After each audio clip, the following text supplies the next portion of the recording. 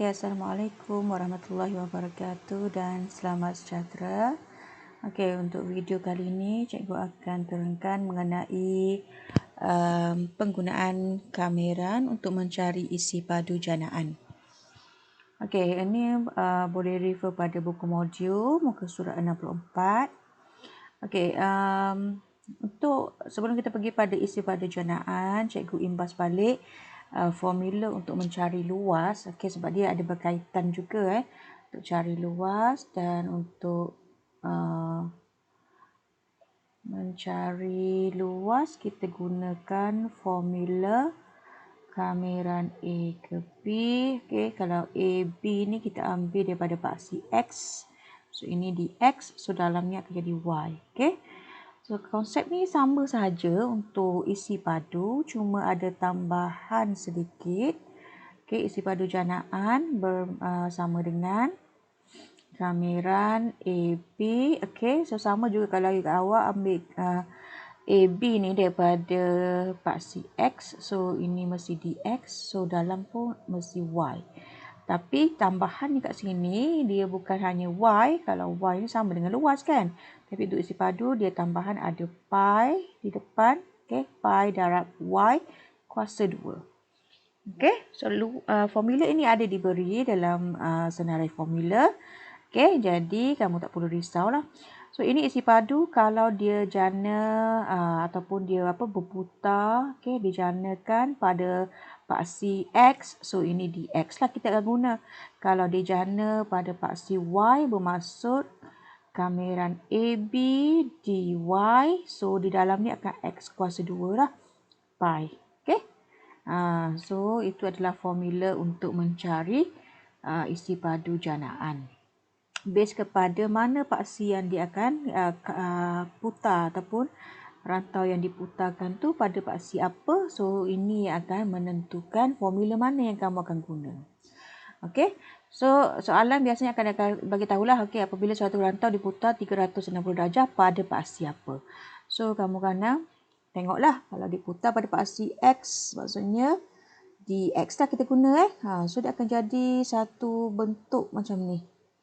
Kawasan yang berlorek ni dia akan putarkan 360 darjah membentuk macam satu 3D bentuk macam tu. So kita akan cari isi padu keseluruhan ni. Cara macam mana? Kita boleh gunakan kamera. Ada kala kita akan gunakan juga bentuk. Contohnya kalau bentuk yang dijanakan tu bentuk silinder, kita boleh guna juga formula mencari isi padu silinder. Kita tengok latihan 15. Cari isi padu yang dijanakan apabila rantau berlorek diputar melalui 360 darjah pada paksi X. So kat sini cikgu boleh refer kepada contoh. Kalau tengok contoh kat sini. Tengok contoh diberi Y sama dengan X kuasa 2. Nak putarkan pada paksi X bermaksud dia akan putarkan macam ni lah lebih kurang. Dia akan putarkan. So dia akan bentuk satu bentuk 3D macam tu. So kita kena carilah apa dia punya isi padu di dalamnya. So cara paling mudah gunakan formula, iaitu kamu tengok dia berputar pada paksi X bermaksud ini kita gunakan dx dan di dalamnya adalah Y kuasa 2. Pi jangan lupa. So pi ni kita boleh keluarkan dahulu. Sebab pi kita tak perlu kamerkan. Dan pada nilai Y ni, Y kita gantikan dengan X kuasa 2. Pada Y kita gantikan X kuasa 2. Dan kamerkan seperti biasa. Kamu akan dapatlah. Dan nilai pi ini masih lagi, tak perlu tukar nilai pi kepada nilai, tinggalkan sahaja dalam pi. Cikgu bagi satu contoh untuk kamera pada paksi X. Contoh soalan nombor 2. Cari isi padu janaan yang diputar melalui 360 darjah pada paksi X. So kalau kamu tengok kat sini, dia tak bagi pada paksi X, maksudnya dia putar kepada paksi X. Kita kena dapatkan had pada paksi X ni. Tapi kalau kamu perhatikan, dia tak diberi pun apa nilai had diberi kat sini kan. Kena carilah. So kat sini kalau kita perhatikan, Y ni kita boleh tukar kepada Y kuasa 2 sama dengan 16 tolak X kuasa 2. Okey, mana munculnya kuasa 2, mana hilangnya punca. Ini kita kena hapuskan punca kuasa 2. Okey, dengan cara kita kuasa 2 kan sebelah kanan dan sebelah kiri. Okey, so nak cari apa titik di sini, kita kena gantikan nilai Y sama dengan kosong. Okey, sebab pada paksi X, nilai Y-nya sentiasa sifar. So, pada persamaan ini kita gantikan Y dengan kosong. Okey, so kamu akan dapat X kuasa 2 sama dengan 16. Okey, so X sama dengan plus minus punca kuasa 2, 16. So, kamu akan dapat dua nilai X iaitu X positif 4. Okey, positif 4 dan X negatif 4. Tapi kalau kamu perhatikan dalam rajah, ini adalah nilai positif. Okey, nilainya adalah nilai positif 4. Jadi kita kamirkan nak cari isi padu. Isi padu sama dengan kameran. Okey, pi kita letak kat depan.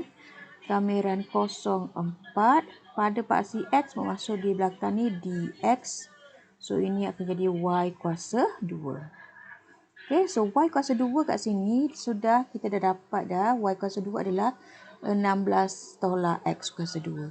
Jadi tak perlulah letak kuasa 2 lagi sebab kita akan gantikan sepenuhnya Y kuasa 2 ini dengan 16 tolak X kuasa 2.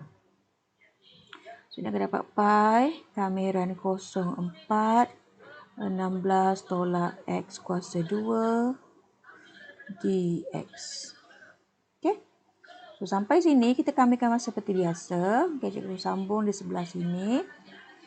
Isi padu sama dengan pi. Okey. Kameran 04 16 tolak pi kuasa 2 dx.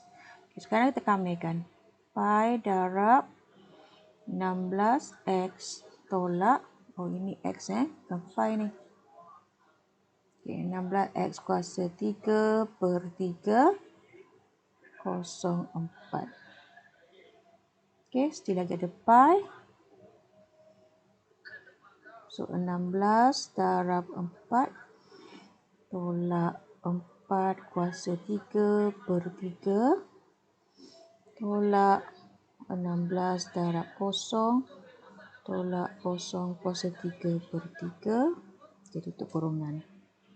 Okay, so macam biasalah step ni sampai sini dah seperti sebelumnya. Kita cara macam mana kita kamirkan kameran tentu.